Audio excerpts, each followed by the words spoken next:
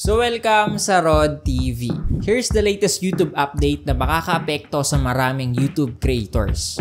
Starting August 15, 2024, pwede na nga po tayo mag-upload ng YouTube Shorts up to 3 minutes. Yes, kung dati 60 seconds lang YouTube Shorts, ngayon pwede nang umabot up to 3 minutes. So kung mas pinahaba na sa YouTube Shorts, ano nang tawag doon? YouTube Jorts? Regardless man sa tawag sa kanya, kailangan tayong mga creators ay alam ang mangyaring update. Dahil nga po starting today, lahat ng video na in-upload mo ng naka-vertical mode or naka-portrait o hindi kaya naka-square yung aspect ratio at hindi lalagpas ng 3 minutes ay i-consider na nga po ngayong YouTube Shorts. Don't worry, hindi apektado dito yung mga videos na in-upload mo dati. Mag-e-effect lang po ito sa mga i-upload mo after October 15. Pero kung sakaling ayaw mo naman ma-consider na YouTube Shorts yung 3 minutes video mo, kailangan mo lang siyang i-shoot ng pa-landscape or katulad nito para i-consider ni YouTube as long-form content. Pag-usapan natin ang copyright problem na pwedeng mangyari. Kung sa mga YouTube Shorts natin dati na under 60 seconds, pwede tayong gumamit ng mga popular music sa Shorts Audio Library. Ngayon po kasi sa mga longer shorts na gagawin natin ay hindi na nga po pwede. Ngayon po kasi lahat ng gagamit ng copyrighted material, copyrighted video, or copyrighted music sa mga longer shorts nila ay automatic na nga daw pong ibablock, magiging unplayable, or hindi po ire-recommend ni YouTube sa buong platform. Parang grabe, 'di ba? Ang higpit niya na. So, kung gagamit ka ng mga content ng iba sa paggawa mo ng longer shorts or mga music ng iba, medyo risky na. Pero ayun nga, pwede pa naman po tayo gumamit ng mga royalty-free music na ginawa ni YouTube para sa atin na makita sa audio library section sa YouTube Studio natin. Tungkol naman sa search and discovery sa ating longer shorts, pag-usapan naman natin yan. Paano ba makikita ng mga viewers ang longer shorts na ginawa natin? As of this moment, hindi pa nga daw po ito nakikita kasi nga kaka-update pa lang nito. So kahit siguro yung traffic na na-generate na views is hindi pa natin makikita sa ating YouTube Analytics. So abangan natin no sa mga darating na linggo kasi konti-unti pa yan mag-update sa YouTube kasi nga kakagawa niya lang or kaka-release lang nila ng bagong update. So YouTube will recommend our longer shorts katulad lang rin kung paano niya rene-recommend ang mga long form content natin. Pag-usapan naman natin ang monetization dito. Matutuwa ba tayo or hindi? Ang revenue na ma-generate sa paggawa ng mga longer shorts ay ganun pa rin daw. Dahil papasok pa rin ito sa ad shorts revenue sharing. Parehas lang sa mga YouTube shorts na under 60 seconds. So nagbe-base pa rin ito sa dami ng shorts views at hindi po sa dami ng watch hours. So baka malito ka kapag mag-a-apply ka pa lang for monetization, yung views na makukuha sa longer shorts ay hindi po papasok sa watch hours natin. Doon pa rin siya papasok sa 10 million valid public shorts na views. So sa update na ito, no, nagkaroon lang ng bagong way kung paano tayo gumawa ng mga YouTube shorts natin. Pero pagdating sa monetization at sa discover nito ay wala naman halos na bago. Siguro sa music merong konti kasi medyo humigpit na kasi nga hindi na nga po tayo pwede gumamit ng mga sikat na music at kailangan na nating maiwasan magkaroon ng copyright claim kasi auto-block daw ito sa mga longer shorts.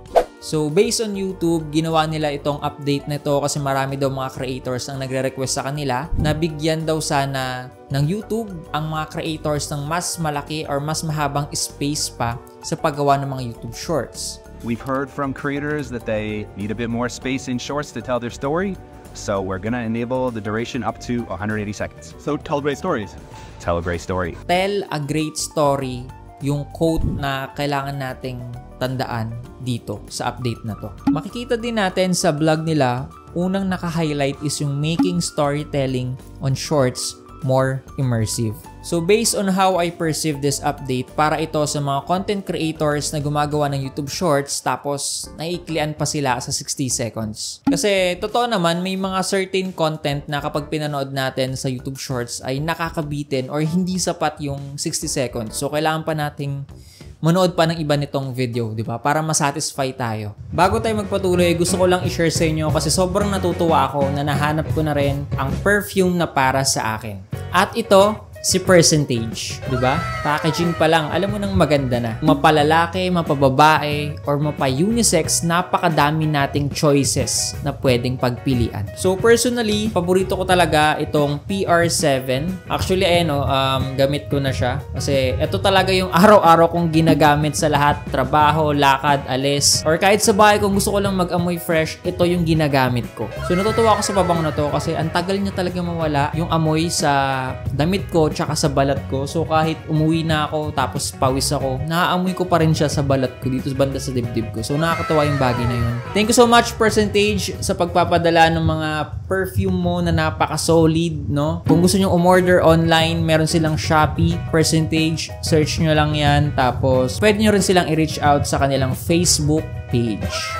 So kung sakaling wala ka pang perfume choice or papalit-palit ka pa ng pabango, bakit hindi mong itry si Percentage? Napakadami mong pwedeng pagpilian at hindi ka magsisisi sa amoy nito. Siguro magandang example natin dito is yung SB Pressure Washing na shorts. So itong channel na to ay nag-aalok ng libreng linis sa bakuran or daanan ng isang stranger. Yun yung i-video niya. Isa ako sa mga subscribers niya at na-enjoy ko yung mga content niya kasi nakaka-satisfy panoorin yung paglilinis tas naka-timelapse.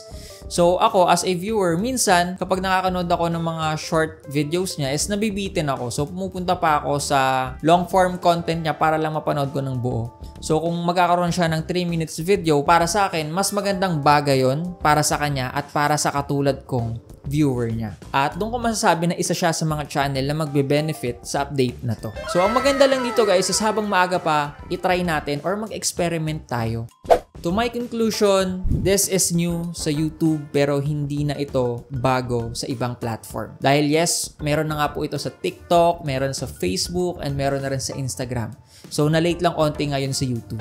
Let me know guys sa comment section kung agree ka ba sa update na to or kung meron ka pa bang ibang opinion na masasabi kung okay ba sa ito or hindi. I-comment mo yan sa baba. Excited ako mabasa yung opinion mo about sa topic natin ngayon kasi medyo medyo debatable siya kasi meron mga a-agree, meron naman mga di-disagree. So, hindi ko alam kung ano tumatakbo sa mga isip nyo kaya magandang i-comment nyo yan sa baba. Kung hindi mo pa alam yung mga updates sa mangyayari ngayon sa YouTube, panoorin mo yung video na lalabas sa end screen kasi matutulungan ka niyan para maging updated dito sa platform. This is Rod TV. Thanks for watching and peace out.